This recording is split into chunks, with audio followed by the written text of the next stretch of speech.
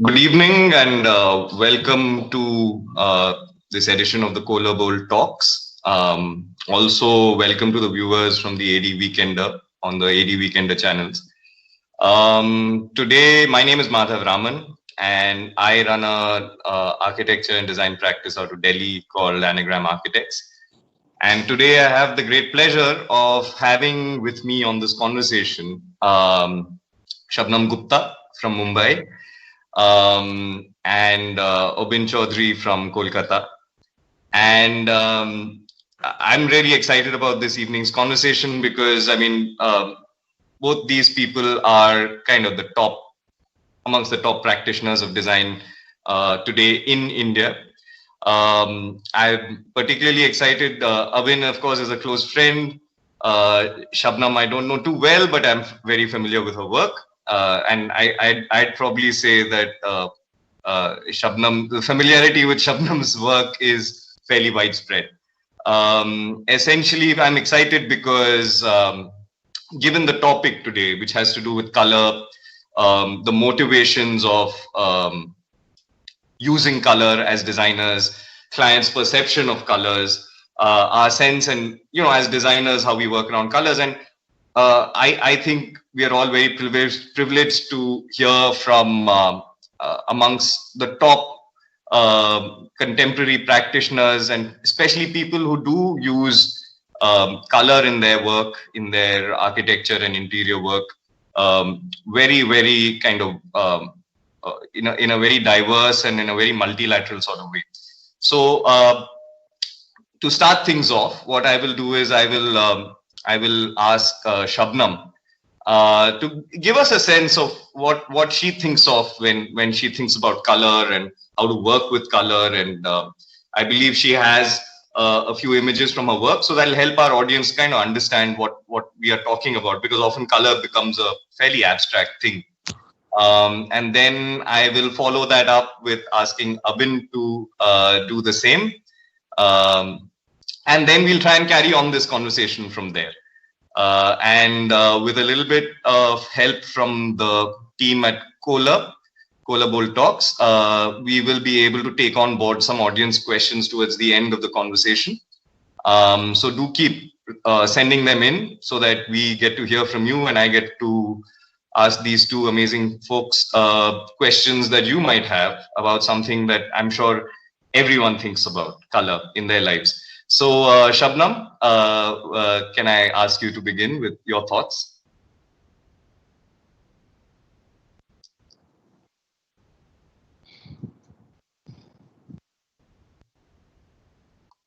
Oh, I think Shabnam, somehow. Yeah, perhaps we'll.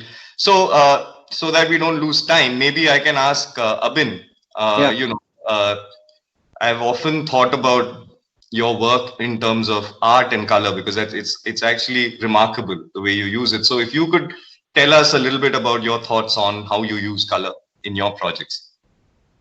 So Madhav, first of all, thank you and Kohler Bowl Talks inviting here. And of course, Madhav's work and Shabnam's work is well familiar in our industry and across. So the idea of color as a perception is a different fold, Madhav. When you it's all about where you are using the colors and for whom you are using the colors, and it's very important. And knowing that it's the starting point of using colors.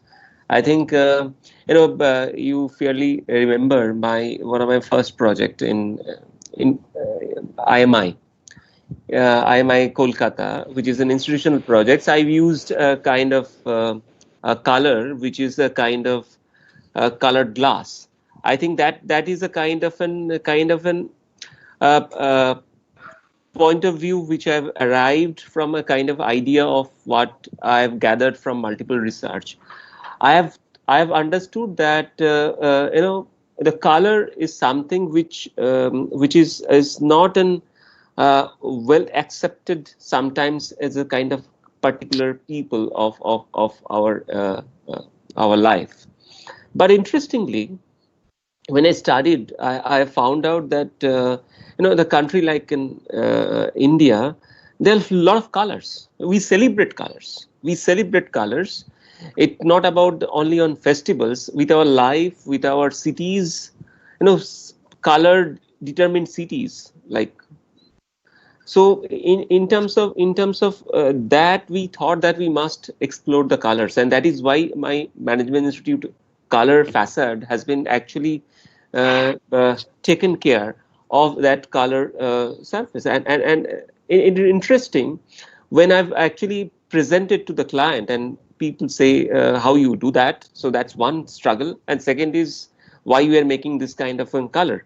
So one of the key stakeholders said that this, let's go ahead and explore.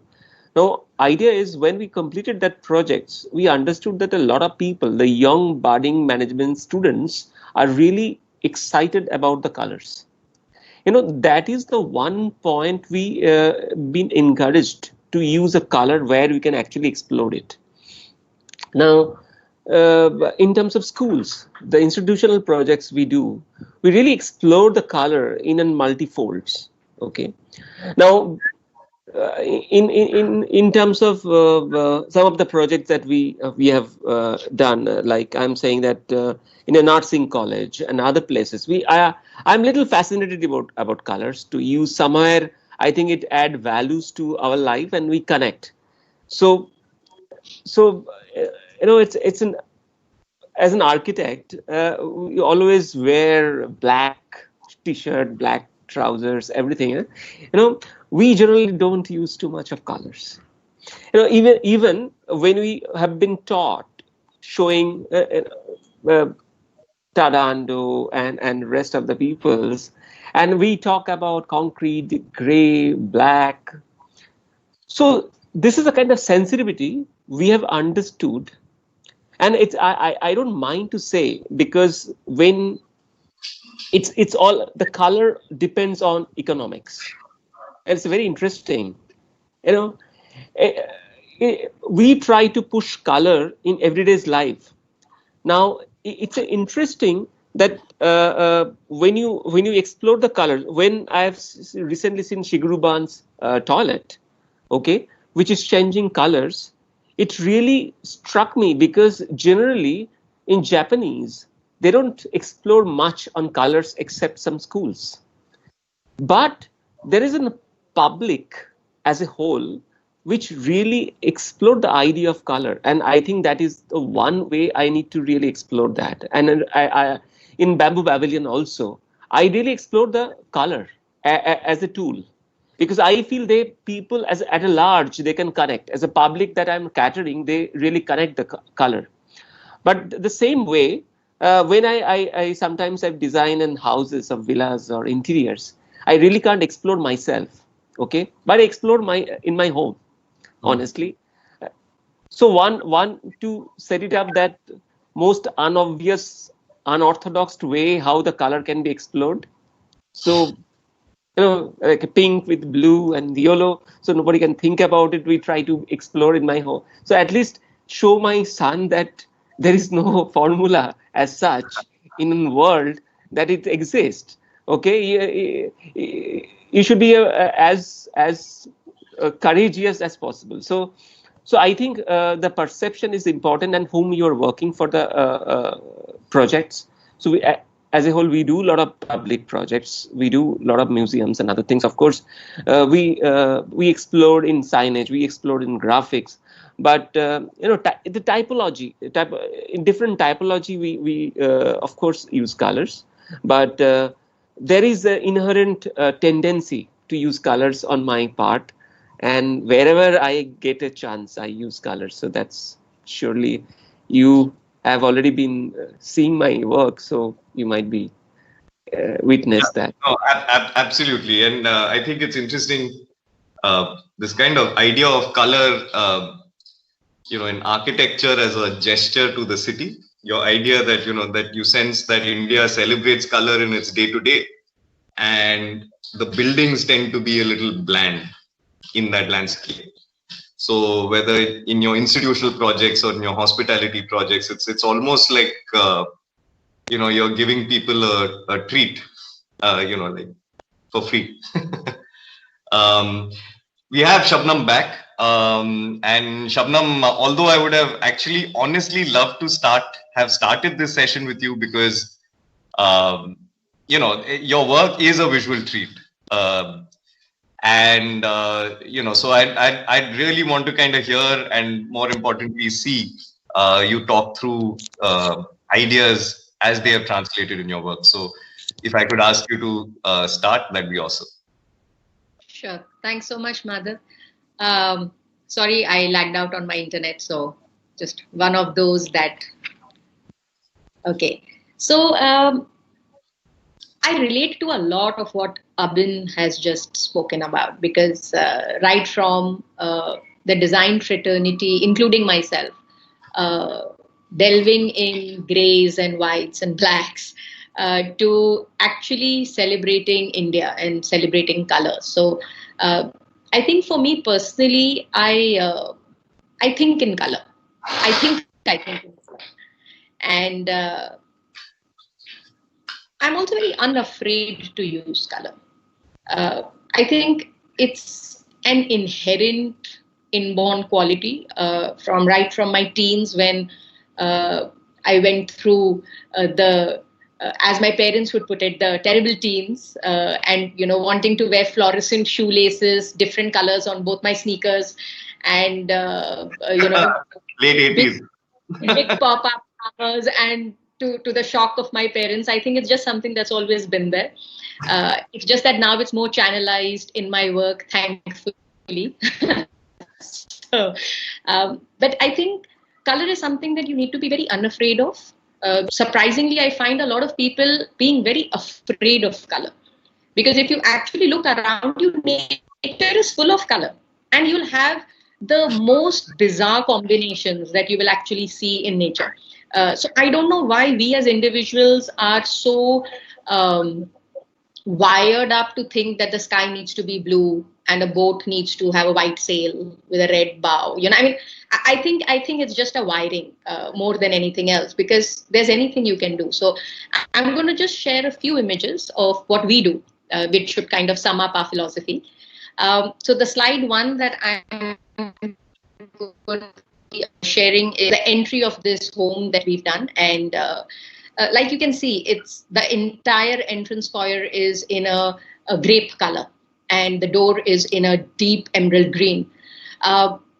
It's not to make a statement. We genuinely felt that the entry of the house needs to be a very strong voice. So color for us is never an afterthought. It's something which needs restraint, something which needs balance. It's something which sometimes needs to be so pale because the art that's going to come on it or the installation that you've planned on it needs to balance out the rest. So for this home, you can see the Moroccan lights and you can see that very strong play of color, where in the flooring we picked up a lot of these Parsi vintage tiles. So, it's like this whole box that you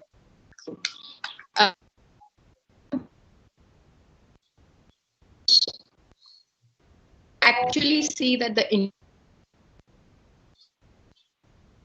in sand taupe with the color coming in with art, because the clients were very, very big art collectors. So we actually wanted to create a very neutral palette. But the rugs and things like that, which are Afghani kilims, are full of life, right from oranges to burgundies to all of that. Again, the third slide that you see is a continuity of the same space where we've balanced out a lot of natural wood that flows with this. So what we're trying to do, if you go to we will actually see that it's as pale, but I have ikat and batik prints in indigo blue in my dining chairs. I've got pero tiles, which are completely blue burst of color, set against a Chintan Upadhyay, which is fluorescent yellow. So it's not something which, as you move along, you kind of figure out. I think it's something which is planned right from the drawing board. It's a lot to do with how the client celebrates life. So if you see the next slide, it's the media room of the client, which is completely blue. And there is a thick trimming of emerald green with the blue. So again, my favorite question to my own teams is that, am I going overboard? Please pull me back. So this is an outcome of one of those. Slides again, but again, it's just about a lot of antiques and vintage pieces, and like Abin was saying, a lot of typographics which have added on to the cushions and things. The next slide that you will see is of a project that we did for a client where we actually wanted to go very neutral and very colorless, so that your ground zero when you enter that space from a creative space, because it's a space where you ideate and it's a production house for movies and things like that. So we wanted to actually do nothing which was cliche. But of course, we've got the gate in a pop of a deep green, but everything else is completely undertoned. Again, when you see the next slide, you will see that we've restrained the entry color against the Hanuman statue on entry. But then if you go to the next slide, we've only played with completely neutral backgrounds with a very soft English pale blue. Even the next slide shows how neutral the palette is. There is really no color, but yet it's a palette. And the next slide, it's again the same till you open the door for the edit room, which is a deep wine color. And the last slide is again completely pale, devoid of color, except for the different hues of which we played around with in the conference table. Yes. So that's just what we love to do. It's a bit about us. Excellent. And like I predicted, a visual treat. Now, actually, the thing is that there's a lot of things that came to my mind while each of you were speaking and talking through the way you think about colors. And so let's try and look at it in terms of 2-3 things that came out. There is a general sort of essential idea of exploration, and you kind of refer to it, Shabnam, when you say that, there tends to be a fear or tends to be a reticence on the part of designers, but one could also, it's like even when folks, when they go out shopping or for anything, when they have to buy a car, the general tendency is to be a little reserved. Perhaps, and Abin, please do also weigh in your sense of how you find the context in public architecture or even in private architecture publicly to kind of display color. Because I think the vibrancy or this fact that India celebrates color in its day-to-day, sort of a public outburst or an expression in color is often perhaps seen as being decadent or not frugal or and maybe that's what creates those perceptions. But let's talk about how we feel that has perhaps changed over time, have in our own kind of time of working or in the numbers of projects we've done. Do we see any kind of evolution in terms of people, or do you feel that it's always been there, it's just not been tapped into by designers so far? So either of you, Abin, since I know you tend to keep quiet unless you're prodded. No. So let me take a stand on it. So okay.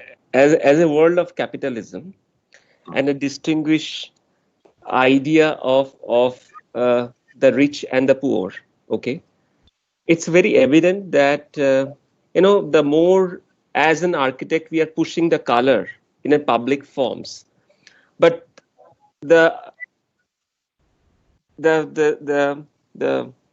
representative of capitalism, those people try to avoid and distinguish themselves to avoid colors just because they are not the rest of the people.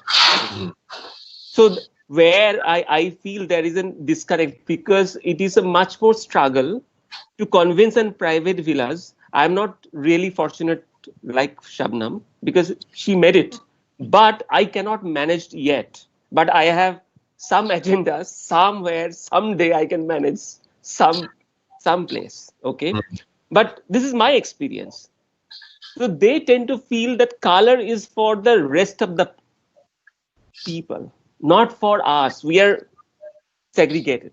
Okay, and it's a very interesting. When I deeply studied why people fear about colors.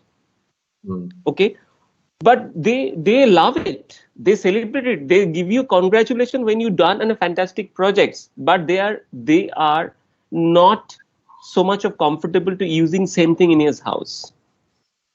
Interestingly, in terms of private houses, I'm talking about. But in a publicly, I think color is something that public at a large connect. Okay. Okay, and it has a very, very interesting. It can go on, but I think as a I think why I love Shabnam's projects, because she able to actually convince people and explore the idea of the joy of color, the unorthodox way of use of colors. That is one of the key challenges when you can't convince them. It cannot be possible. So the idea is an architect's kind of responsibility that how you push the color, because we live in a color. I dream also in color, honestly. Okay. It'll be very weird if you dream in black and white but work in color. So that's my I feel that there is a kind of take a call where you stand and how you try to produce that. And I still feel that if I can honestly, if I can produce a Ando type concrete with a perfect finish, I able to do that, because I know my contractor can produce. Eventually, it could be plaster, and somebody will do the painting. Rather, I think it, and probably I inspired so much from when in third year I've seen Ayuka by Charles Corey and Pune. So that I can't imagine sharp purple, bright blue, and white, and this is amazing. And then you go to Johor. He's like a modernist, yeah. And then you go to Johor Kala Kendra, okay, and a completely departure, okay, and you start breaking away your own soul. What is architecture and how color can really break through it? Okay, even in city center Kolkata, I'm thinking that Korea has one of the most pioneer using color as in public architecture. I think that is a phenomenon, honestly. Excellent. No, I can see your Bangla fighting spirit when you talk about class divide. Shabnam, but there is a point he makes. The thing is, even I've noticed it, strangely, even in Delhi, the general tendency of the well-heeled, well-traveled client who will be willing to spend money for various possessions within the house, various mod cons, often is just very, very reticent to kind of express in color, and requires either a lot of hand-holding or actually, perhaps more interestingly, a lot more storytelling on our part.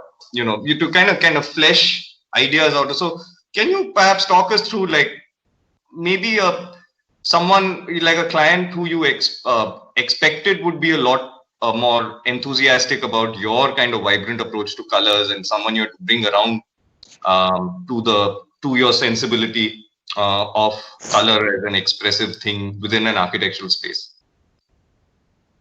Firstly, I'd like to say that I would have never thought how Abin put this entire piece together. It's really hit me, and I'm thinking so differently now, where he says that in general the public.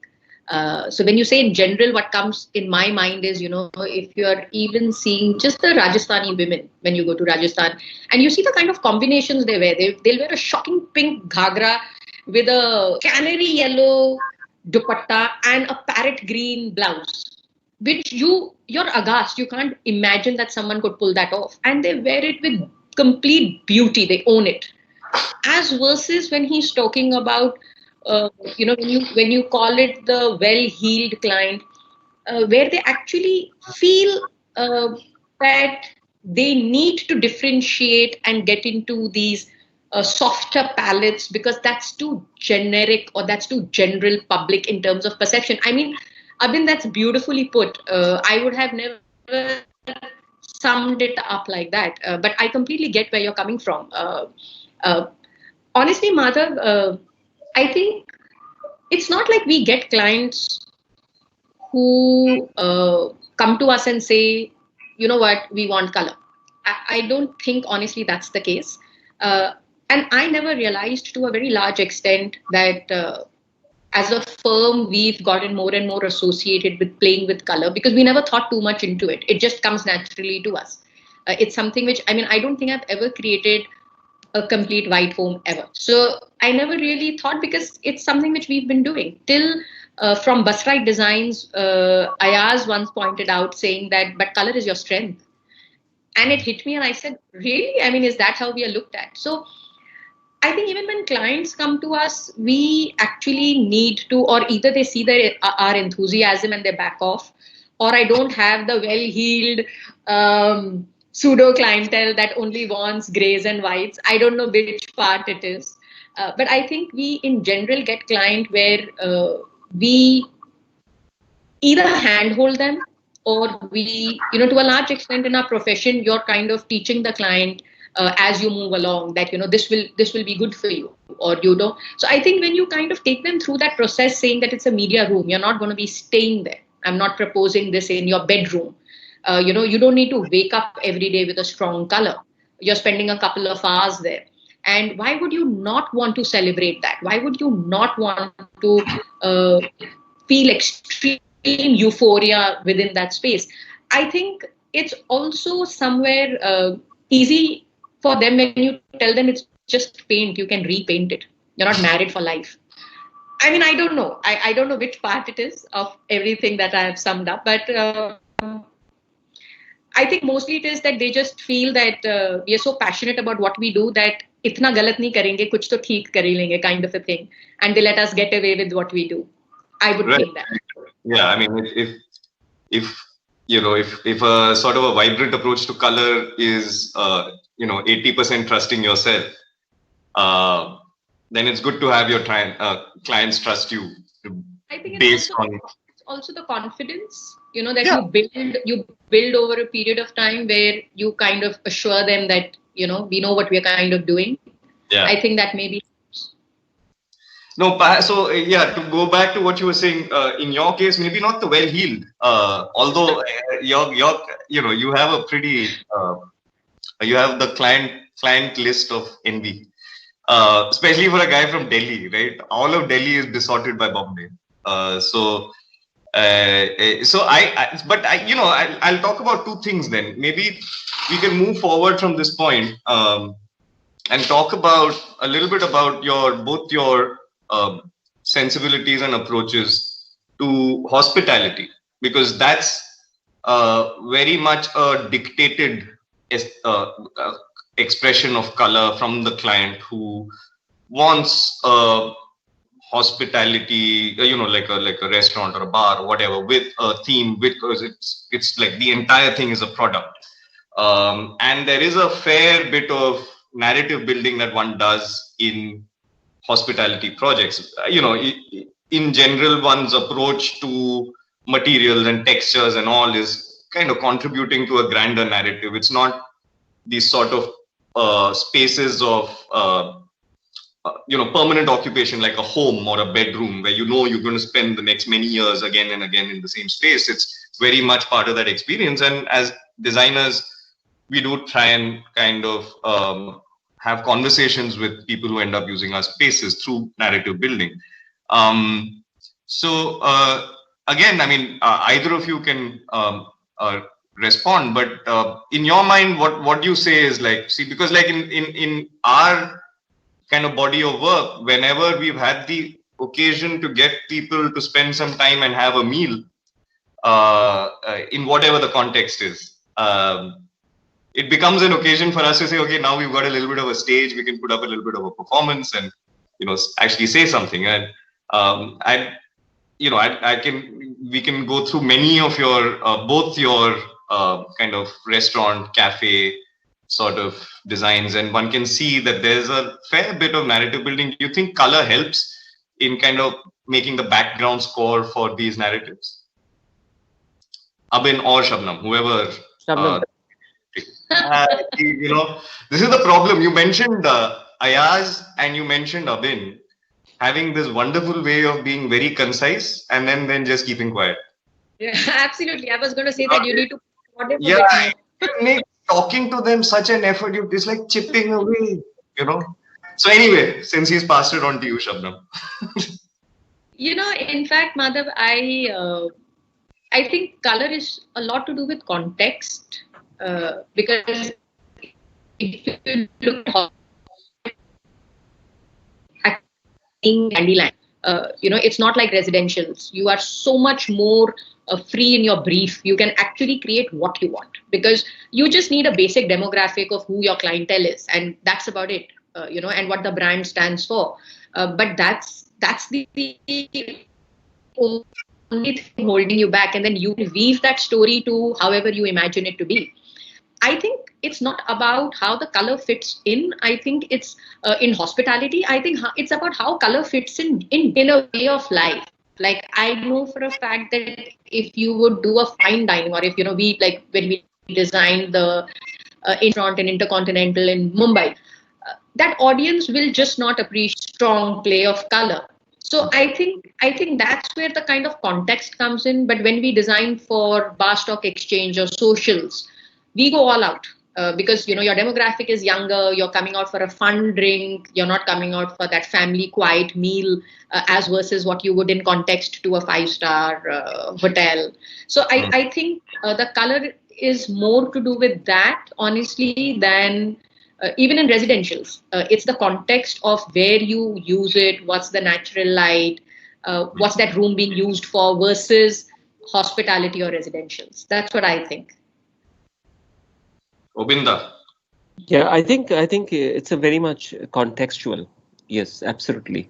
Because as I said before, also the color is something that you need to understand whom you are using for, and for the context, the place. It's whom they'll be using and what for they're using. And it's important. Also, with the relationship with the elements, it's attached to the elements, not only context, the place. Like you bring the color through texture, bring the color through textile, some art forms, many things. So it's all about context and that is why when you are happy to play, first you need to happy to play with the color, then you can. Next level is you are how unorthodox and unafraid about it. So then you can play well. I think that's so you need to understand the context. That's a good answer, Abin. A, because it's a longer answer than you normally give. And secondly, it's a good answer because it helps me segue into the other thing that both of you spoke about. And it's got to do with learning about color. Now, do you guys feel that getting to get a feel for color and being, growing the fearlessness to kind of express in more bolder forms of using color are things that necessarily, do you guys feel that this is something that's missing from any sort of education in art? Well, not maybe art, but in design, let's say that, or it's treated as with a stepmotherly kind of sense while we're getting educated, and it actually that's okay, and that in any case these journeys are very personal and can only be done through practice, and everyone needs to kind of evolve their own relationships with color and the use of it. Do you think it should be a self-taught, autodidactic thing, understanding and educating yourself in color, or do you think that one can be structured and color theory and go about it with some kind of technical basis? So where do you guys stand on that? I think our educations in terms of, let's say, design educations, where is the color? Think about rotring. You can't imagine a rotring without a black. They never taught us that. I'm so fascinated to see always a blueprint, not as an ammonia print. So that you are. Nice. So why blueprint? Because it attract because it's a reverse. So we don't have a red print, but it could be. So there'll be a lot of, I think in second year, third year, I'm so excited about some people are drawing on NASA with a color ink on background of black paper or red paper. I was so fascinated. Because, yeah, we used to do that a lot in design school. Yeah, right. Actually, that's an interesting point. There is a fair bit of excitement about color when one is a student. But somewhere down the line, perhaps are we taught that that's not so cool, and we need to kind of be more serious about, or maybe what Shabnam said, reticent about using color, and that's almost like a display of how trained we are as designers. Shabnam?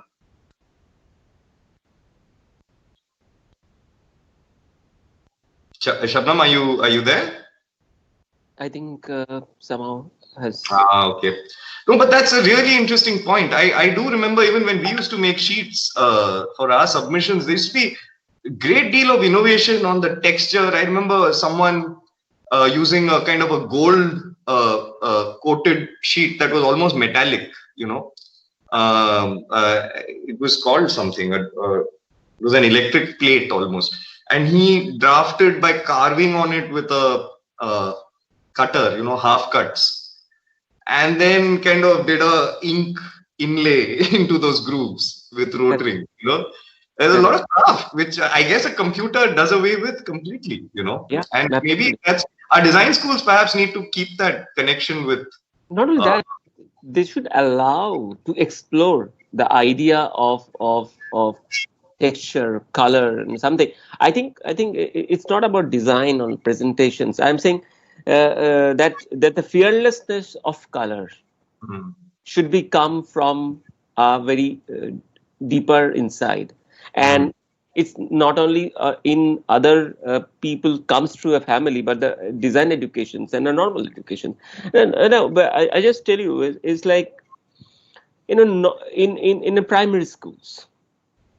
The primary schools, even cover of book designs, many other elements has to be start with some kind of color, and that could be a very, very powerful intent to set inside their mind that the color is so powerful in the nature. And probably, and that is the one way, because it's really struggling to convince someone, because today, Madhav, if you are doing some public projects and if you want to create a kind of fluorescent color, you really need to struggle it. No, it's interest. It's difficult. So, but there is kind of within media, within social media and other places, it has a kind of sense of exploration is start exposing. I feel there is a possibility, and we must try. And I think it's actually interesting. I mean, these platforms we are on right now, Instagram, for example, or any of these kind of what I would call the aesthete social media, right? Where you are performing in aesthetics for your social networks. So Instagram, Pinterest, where you are kind of curating the imagery. That in a sense reveals parts of your personality like a Facebook page can't. Yeah. And what that does is it kind of infuses media with a lot of unusual takes on color and color textures and so on and so forth. Absolutely. But I do want to kind of go, I mean, while those are now kind of device based and kind of snaps, you know, I do also kind of want to kind of point out that I think that disconnect that we have from making things in you know, physically is perhaps where the story of disconnect with color exploration gets killed. Have you got Shabnam back? Yeah. Yes, we do. Sorry, my internet's just not with me today. So yeah, just to give you a quick recap, because I think we're also perhaps running out of time, and we should perhaps take questions. But you know, this kind of idea of how we educate ourselves. Abin was making a point that, you know, in design schools, you do explore various ways of expressing yourself in color, but somehow it gets crammed out of you by the time you get out of design schools. And perhaps the disconnect was in this thing of continuing in practice to actually work with physical things and making things I know you've got a product line, to kind of go into that, making building zone, the distance, cut the distance between design and the final output of a design studio, I think, Madhav, it's also a lot to do with conditioning. Mm. I think it's, it's right to say it, it's maybe wrong to say it, but the exposure itself at the grassroots level of people who are teaching students, they themselves are so they themselves are so afraid of color. You go to Singapore, you go to Brazil, you look at the use of color, it's madness and it's gorgeous. So I think just the idea of embracing color first needs to start at that level itself. And I think by the time you're out of design school, you're so preconditioned, and then you're already set within a box. Right. So I think it's a lot to do with that too. Yeah. No, a lot of times, in design schools are often structured for you to be enamored by particular styles or particular pedagogies and particular ways of looking at things, rather than what you'd normally expect a design school, where you would be exposed multilaterally to lots of different ways, and you would be allowed to express yourself with confidence in different ways. Talking about expressing yourself with confidence, I think I can now move on to some questions from the folks who are watching us. So I've got one now. So I'm going to read it out, then I'll let you guys quickly respond, and we'll try and squeeze in as many. I don't know. I think we still have 15 minutes on the clock, if I'm not mistaken, but maybe we started late. Anyway, here goes. How does color affect the space? If a room is really compact, how does color play a role in making it look spacious and not compact? Which such colors do you suggest? I think, the thing is that people do like tips, but let's not get into like giving random suggestions to people. I feel like a quack doctor. Use red, it's good for your throat. No, but I think let's look at this. Do you feel that your perception of space gets very much affected by the color, or does that wear off, or is it just an initial part of the experience? So either of you, just to respond to that question, or do you think that doesn't make sense? Okay, so I'll take that. I think most people ask the same question. People, when it comes to color, that will the space look small, or am I going to feel cramped up, or am I going to get tired of this after some time? I don't think there's a very straightforward answer to this.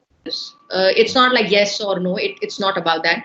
I think it's to do with the kind of window openings you have, the kind of natural light you have, the light streams from where. Absolutely. Light is the key question. I mean, space is defined by light. So I'd agree with you completely. So, for example, when we are designing a room in the West, where we know that, the windows are really large and the light is going to be very harsh 2:30 onwards, you avoid using a fiery color there because it's already hot. So you don't want to really have that room so heated up even visually.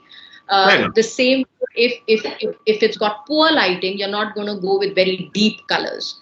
So I think there's so much more psychology that's involved within that. I do know that when we design for little older people, we would avoid colors like grays because it can tend to get a little depressing beyond a point. Beyond a gray day.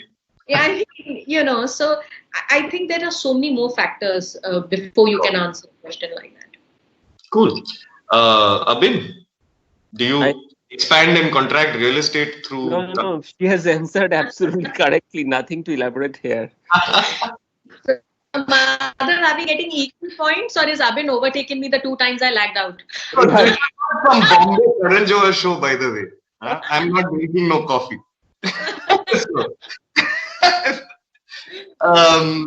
So there's no gift hampers, no nothing. Unless Kohler decides to surprise us later. To log out of this. So I think there are lots of questions. I guess this is the other thing that people ask designers to do, is to predict the future. So color trends and what. Do you think trends? Do you guys rely on ideas of trends when you work, or are you guys trendsetters? Abin, all yours. We are trendsetters. It's coming up, no? A lot of people say, "What's the latest?" Right? We are trendsetters. Wait for Corona to go. We are trendsetters. Oh, you're a trend. Well, there. Huh? Yeah, sure.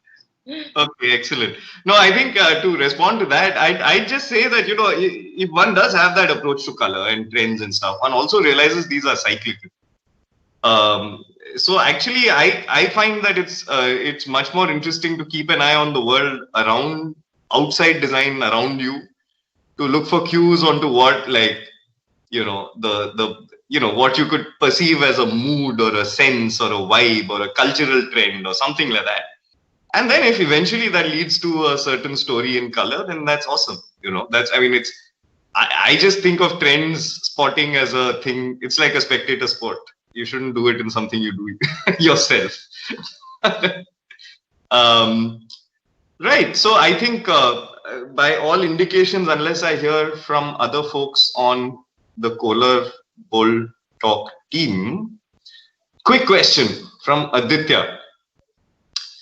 What is your take on colors in bath spaces? Yeah. So here's the thing. We didn't actually talk about it, but is there, so it happens in designs we've done in residences, definitely, is that the bathroom ends up being this kind of sense of an escape, either from reality or from the terrible life or hard work that you're doing. So there tends to be a kind of a saturation or oversaturation of use of color. So they'll be all reticent in other spaces, but let themselves go in bathrooms. So do you guys have a sense of what's happening in the color scene in bathrooms and bath spaces? Shabnam. Yes, I'm very sorry about this. It's beyond my control, so apologies again. Shabnam, one question. Madhav, you can repeat. So this question about bathrooms and bath spaces, right? It keeps coming up, and I was telling Abin that, I do understand that in my experience in residential designs, when we spoke of those folks who tend to be reticent in their more public spaces, can in fact use the bath space as a place where you go crazy with color and texture and marbles and tiles and paint and stuff like that, micro concrete, lots of kind of flexibility there, and people do tend to explore it a lot there. So do you have, Shabnam, any thoughts on how maybe in your experience of designing public and private spaces for ablution, let's say, so whether there's anything you see there that's a sense or a trend or a vibe? So from a trend perspective, I'm someone who's the wrong person to comment on that. I don't follow trends. I don't understand what trends mean. Half this part of this gig is to be a trend spotter. So I think trends are just a marketing tool.